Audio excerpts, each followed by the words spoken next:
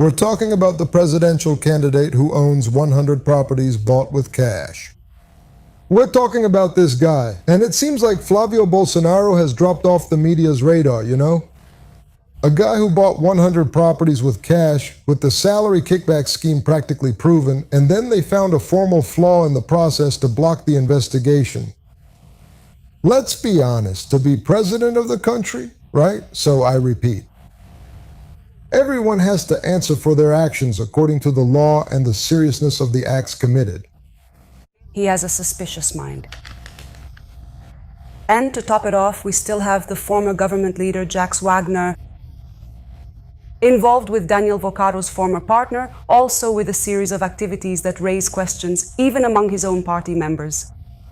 So, how do you see these crises, and in what way could this affect your campaign? Look, for me, the issue of ethics is above anything else, above party matters, above what religion a person has, above what soccer team a person supports. Ethics is ethics.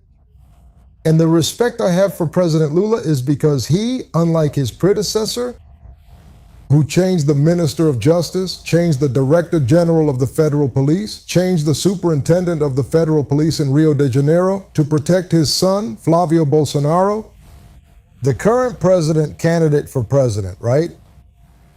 The president doesn't do that. On the contrary, he had a conversation with Andre Mendonça, made everything available to clarify whatever needed clarifying. And he said, if my son, if my minister, whoever it is, has done something wrong, will pay in proportion to the wrongdoing. No more, no less. If they made a big mistake, they'll pay a lot. If it was a small mistake, they'll pay a little. But everyone will pay according to the law, because the law is meant to be followed. That's not the case with Bolsonarism. You have 3 of Bolsonaro's ministers involved in the master case. The corruption in the master case started at the central bank with Bolsonaro's appointee. The master case grew during the 6 years that Bolsonaro's appointee ran the central bank, with corruption practically proven involving 2 central bank directors, and nothing happened. Flávio himself has an audio recording asking for 130 million raise, 130 million raise. We also need to put these things into perspective. 130 million reais for a fund managed by his brother's lawyer, Eduardo Bolsonaro. In other words, everything has to be taken further. There's no such thing as friend, enemy, partner, or relative. But Lula allows investigations and Bolsonaro doesn't. But Minister, do you think that because he's the chief of staff to the president, that person who has access to whoever is going to talk to the president, Marcola was wrong to have made that loan request to Roberta Luxinger? Man, you have to look at things from the perspective of ethical standards and everything else, and also the legal aspect. Right? The legal aspect is that he has to defend himself before the authorities. I didn't pay. And explain himself, right? And see if the competent authority will consider his explanation credible. Did you become convinced by these investments? I think that honestly, we are in a political situation that requires a lot of caution. That requires a lot. We need to know that there are a lot of people involved with very big things in Brazil. The master fraud is on the order of 60 billion reais, 60 billion reais. Then you say, well, if someone gives you 1,000 reais worth of wine as a gift, would you accept it, right? Come on, 1,000 compared to 60 billion? No, I don't accept it because the law says you can only receive gifts up to 100 reais. So that's that. If the law says it's 100 and the bottle of wine costs 1,000, you have to give it back to the person who gave you the gift. So in my personal life, you know that I'm one of the few people who never met Orcara in my life, and I was the finance minister. The guy tried to approach me in every way, but he never got close to me. Have you ever seen Roberta Luxinger? No, maybe I wouldn't recognize her. I've never been with her in any setting. Never. I've never attended a meeting with her. I've never been called in. I could have been called in for a meeting with her, but that wasn't the case either.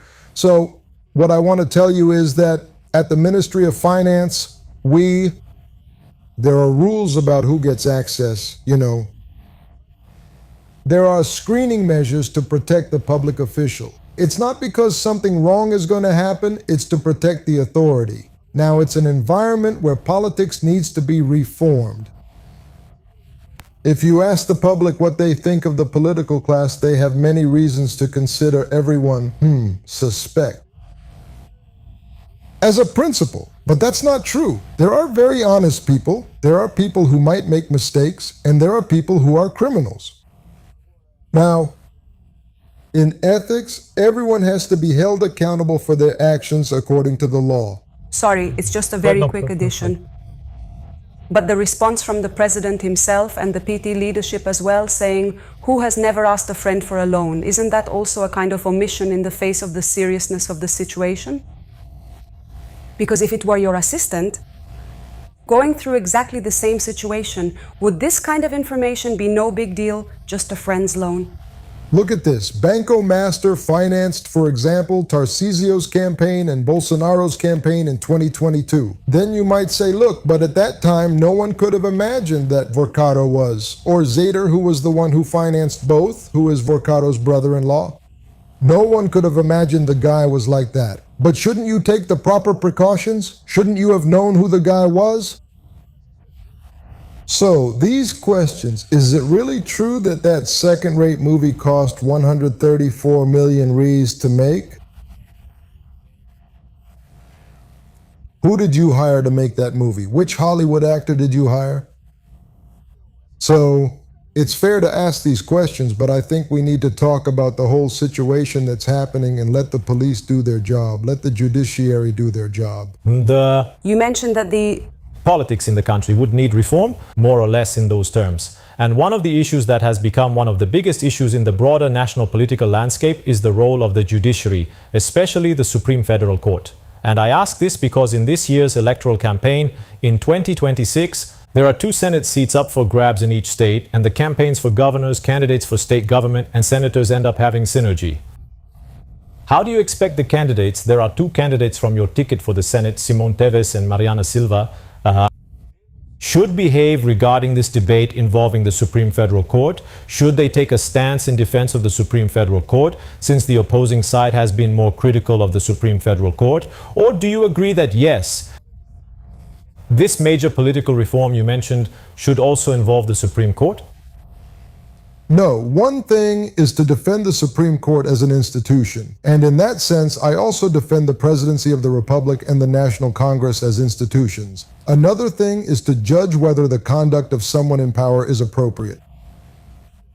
Do you understand? These things can't be confused, right? That's why I say the moral issue is an individual matter. People have to answer for their actions. According to the law, individuals, not institutions. I'll give you an example. The general commander of the military police here in São Paulo was removed from office on suspicion of connection with organized crime. It's the first time this has happened in São Paulo.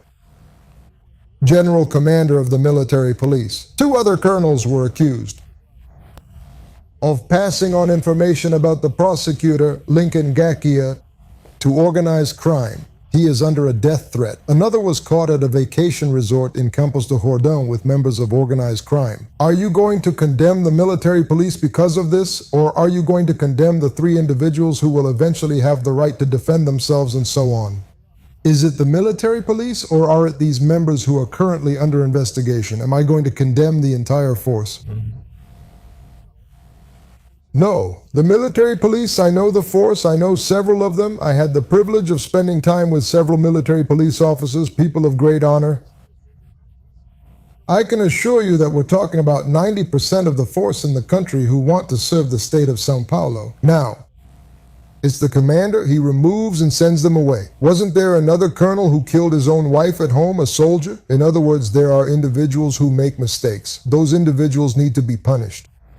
It could be a police officer, it could be a judge, it could be a minister, it could be anyone. They have to answer for their actions. This can't put the respect for the institution at risk. The Department of Finance here in the state of São Paulo has been under investigation for some time now by the public prosecutor's office due to outrageous scandals. A tax auditor even had $2 billion in his mother's account. And it wasn't the government that found out, it was the public prosecutor's office. Are you going to condemn all the tax auditors from the Department of Finance? No. Because there are people who need to answer for their crimes. In the case of the municipal tax mafia, there were more than 10 punishment suspensions and imprisonment. Are you going to hold all the city's tax auditors responsible because of that? That's not how it works. So,